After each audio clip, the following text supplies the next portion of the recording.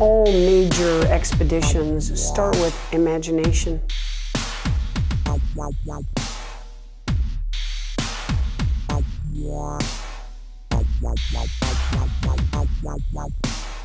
Everyone told me, Diana, this swim is impossible. Oh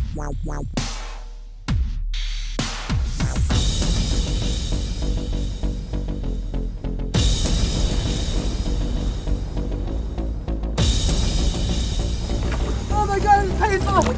After each failure, I never let go of the vision, of the belief. Find a way to get across.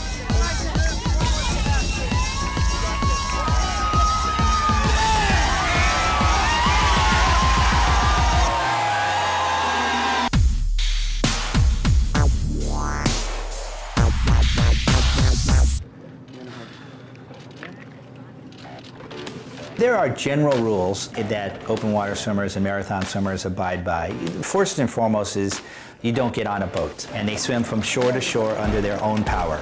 The difficulty in marathon swimming and being a good marathon swimmer is that instead of a football game lasting 3 hours, we're talking about half a day or more. To put Diana's swim into context, there's 16 million people who do open water swimming. There's 116 people who've actually swum over 24 hours straight. But to go over 48 hours, that's only 12 people in the history of the world that actually swum that long, that far. Of those 12 people who've swum over 48 hours nonstop, Diana Nyad's in a venue where there's box jellyfish, where there's sharks, where there's the fastest and largest moving body of water in the world, and she goes 52 hours plus. Unprecedented. This swim truly is an expedition. It takes such a complex group of people to get across, because every obstacle that will keep you from getting across needs a particular specialty group. So you've got to have the navigators who understand these waters. You've got to have the jellyfish experts, because these are now fatal stings that can happen here. You've got to have the shark experts. They are deadly large predators. You've got to have a medical team. If you've been debilitated, you've got to have your personal handlers who are going to get you through the moments of lack of will and no nutrition and have studied it to get that iron stomach that's now very upset in salt water to somehow perform. This group of 35 people, we did this. I didn't do this, we did this.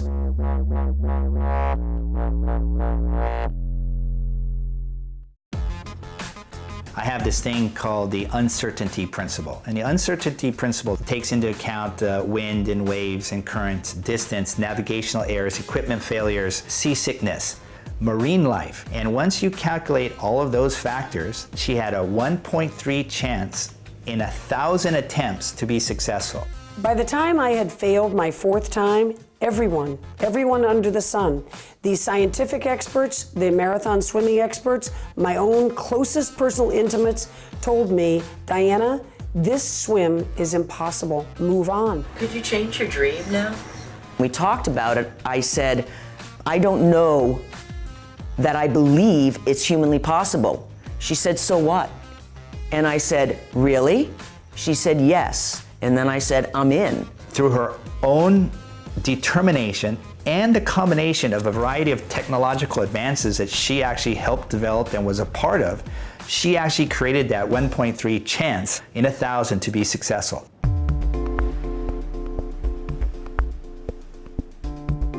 In the Florida Straits, you have a particular series of oceanographic issues that don't exist anywhere else. The Gulf Stream is catapulting out of the Yucatan Peninsula squeeze, and it comes rushing east across the north coast of Cuba. So it's a big, powerful river, shall we say. It's a stream within the crossing, and you're trying to go north and it's trying to go east. As a general rule, day to day, sometimes you get lucky and it doesn't go east, it kind of edges north. Sometimes you get real lucky, like I finally did, and it swings almost to the north. Normally the Florida current goes from west to east, and only under certain circumstances and certain seasons there's a deflection towards north. So they were able to time it and the path was perfect to cross. This swim created a lot of controversy Absolutely everything had to go right. The tides, the currents, the eddies, the wind, the weather. Skeptics were saying her triumph is too good to be true. The biggest issue seems to be just how fast she was moving. At one point, her speed nearly doubled to more than 3 miles an hour. It's hard to believe she did it in the time she claimed. How do you explain that? How did you get across in such a straight path and Diana's speed suddenly picks up? The skeptics seem to think that we accelerated unnaturally during a portion of the swim. If you look at my navigational charts and our positions, and you superimpose, as I did to create that course, you superimpose that over the actual currents and the movement of the currents and look at the direction that the boat is traveling, you can see quite clearly as we moved across and the current speed and direction changed, gradually our speed picked up, and over quite a long period of time, I think a 9 or 11-hour period of time, we were going significantly faster than a swimmer can swim. We immediately started looking for ocean data near her swim path.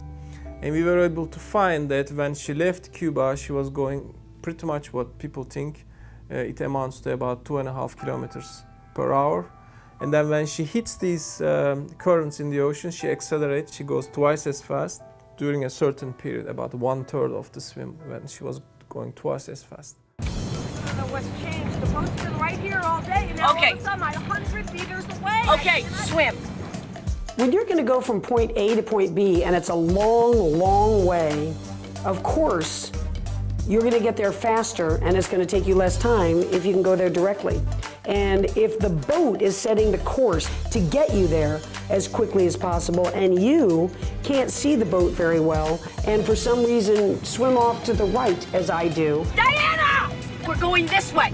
What if we counted up hour by hour if you were going out 50 yards this way and 50 yards back? John Bartlett, and actually a couple of guys from St. Martin, David Marchand and another guy named Stewart, said to me, what if we developed a system?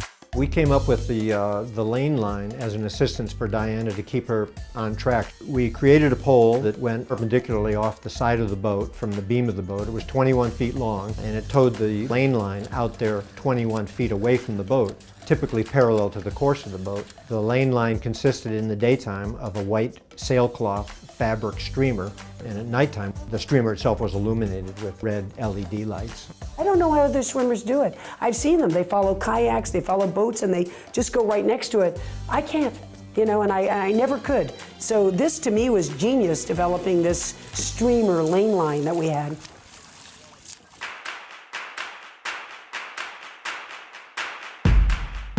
Crossing the Florida Straits involves going through a few different environments where we can encounter anything from oceanic whitetips way out in the open water. We've got tiger and bull sharks, usually a bit closer to land. We've got curious roving hammerheads. The risk is absolutely there. And it only takes one thing to go wrong, one animal to be in the wrong place, to get the wrong idea about what Diana might be, for her whole mission to be a failure. Just the lone shark that might be hungry, curious enough to come take a nibble, is enough to need protection. We have people on the surface that are looking for sharks that might be swimming on the surface. We have regular checks underwater to make sure that sharks aren't coming too close and that we're not missing something. We've also got electronic perimeters that are set up which deter sharks that might escape our observation. We have kayaks. One goes right to the side of me, real close, like the paddle could hit me almost every stroke. One goes right behind me. They have underneath them these shark shields that produce an elliptical field of electricity at a certain pulse that's been studied that bothers the shark's sonar. So we have two electrodes. This is one electrode, this is the other electrode. When they're all deployed together and the power's turned on, an electric signal is sent between these two electrodes. It pulses. Now this electronic signal interferes with the ampullae of Lorenzini on the shark's snout. And there's a sensory organ that really only comes into play within a couple of meters of the target. This is a highly amplified signal, so it affects the sharks a little bit further out. What it will do is get inside those sensory organs and cause twitching. It's muscular contractions. So you can see the shark as it comes close to you, within about 8 to 10 meters or so, it'll start to just flex a little bit, start to twitch. When it comes closer, you can see its eyes start to twitch and it gets very uncomfortable. So they'll move away. And so we've got the guys diving, we've got the electronic shields, and I frankly am much more worried about the box jellyfish than I am sharks.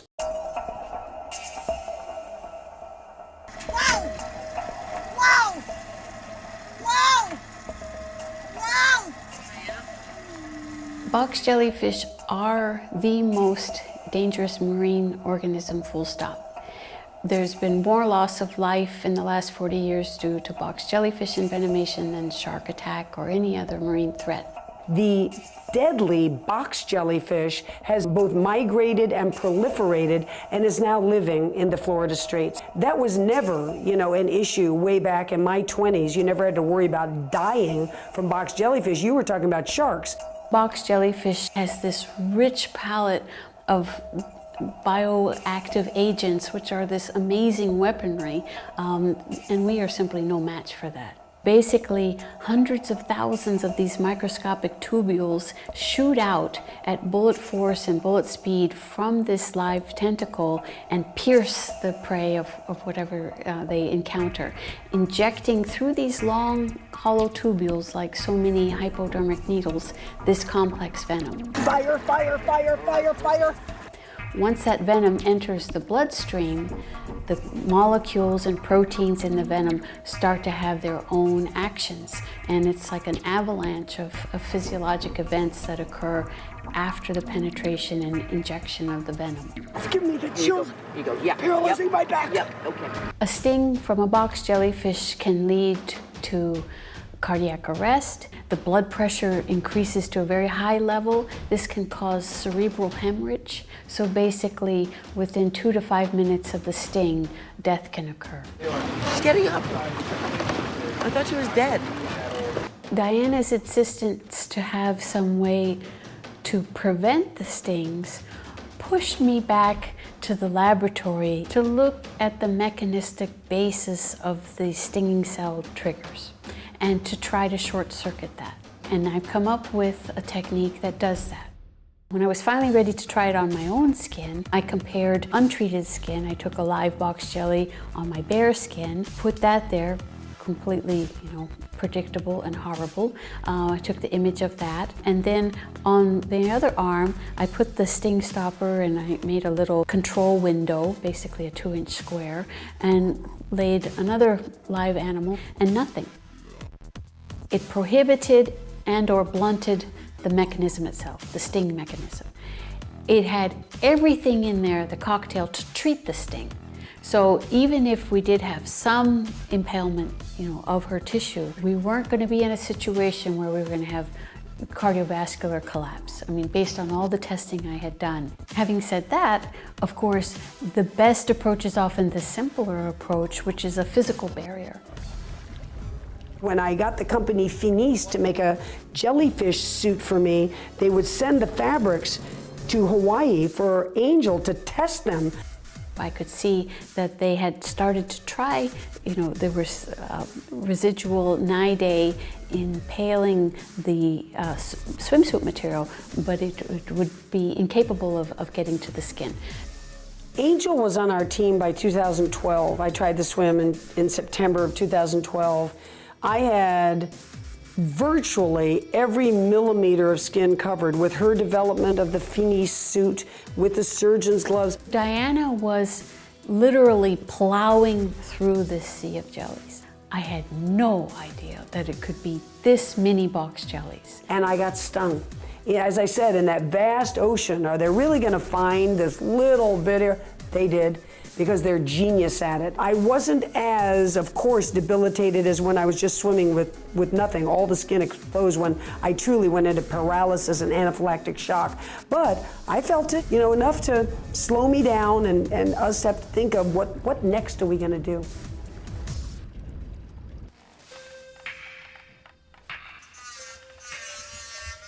She wanted something that was going to completely cover all surfaces of her skin. You've got to come up with a new level of innovation, and that's what that jellyfish mask was. Some of these are variations of different masks we tried. It took us a year, prototype after prototype, mold after mold. Should the goggles go on the outside or the inside of the mold? Should the nose piece come up into the nostrils, or should we use a clip on the top? And the mouth. How can you control the opening of the mouth and still protect the lips? So he had an orthodontist build a retainer inside the silicone so I could force the mouth open as I would breathe, and then quickly, because those little darn varmints are gonna get you, close the mouth tight as I came down, 50 times a minute, to open this thing, but he did it. I never would have come back to try the swim again if I didn't have it. One more, that's it. Just one? Everybody says, don't give up on yourself or never give up. But Diana, that is in every fiber of her body. Her DNA is built on this belief, never give up. This is a woman who honestly believes a few miles off the shore of Cuba, when she's paralyzed, that she can actually swim to the other shore. Diana is an anomaly. There aren't many people with that will. I think Steve Jobs was one of those people. I think Ted Turner's probably one of those people. They just have a will, and they do not know how to not do what they want to do.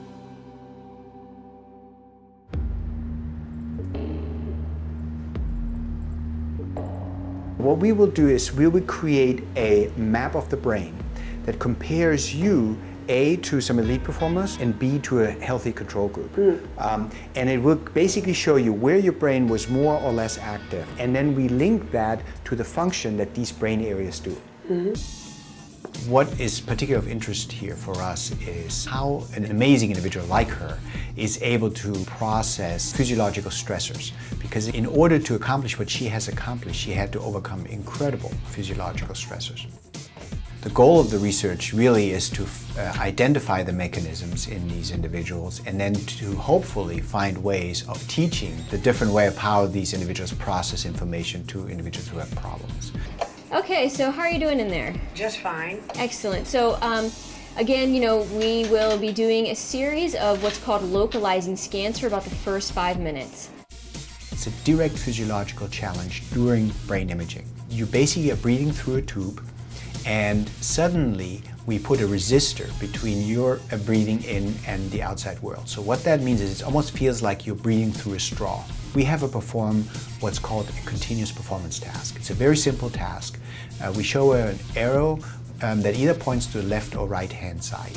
And she has to, again, push a button. If the arrow points to the left, she has to push a left button. If it points to the right, she has to press a right button. We change the background of the arrow that she sees. And when that background color changes, she knows that there's about a 1 in 4 chance that in about 9 to 12 seconds, she may experience inspiratory breathing load. What that means is it gives us this 9 to 12 seconds time frame to check what is the brain doing during that time. Because we're interested in not only how does the brain respond to a challenge, but also how it gets ready for a challenge. And so we can basically look at the anticipatory interval and at the breathing load itself. One of the most exciting aspects of the finding with Diana is that in one particular brain area, she actually did even better than the Navy SEALs. And this is what we call the perigenial anterior cingulate cortex. It's an area that's very important for emotion regulation. In anticipation of the breathing stimulus, she brings this area online to a degree that is significantly more so than the Navy SEALs or the Marines. So one way to think about this is that she emotionally prepares herself to regulate the experience of the aversive stressor before the stressor occurs. And as a consequence, again, when this stressor actually occurs, she activates the areas less because she basically has already prepared herself for it.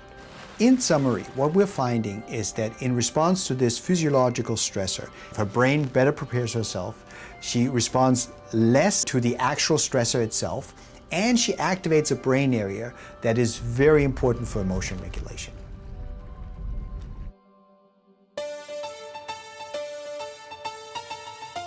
I still can't get my head around Diana's accomplishment, frankly. As a analytical person, goal-driven person. I can't even find the words to describe the amount of awe I feel. Now that she did it, she has a body of knowledge. She has crew people. We have weather patterns, different things that we know now that Diana didn't know even 3 or 4 years ago. I think 50 years from now, if there is one person who does this swim, we'll be very lucky. I want people to be successful. Will they? That's another story. If you have a vision and you're willing to hold on to it and believe and not lose your faith and surround yourself with people who are caring and are smart, that maybe one day you deserve to get there. What I feel right now is this pride in myself and in Bonnie and in those of us who, you know, were willing to fail in front of the public again and look like fools because we're just never going to make it across. It wasn't to break that record. It wasn't to wind up in halls of fame. It was to be a person I could admire and go into these senior years of mine, you know, as someone who realized that's what the value of life is. You shoot for the stars, you reach for the stars, and you might not make it, but you become someone you could admire in trying.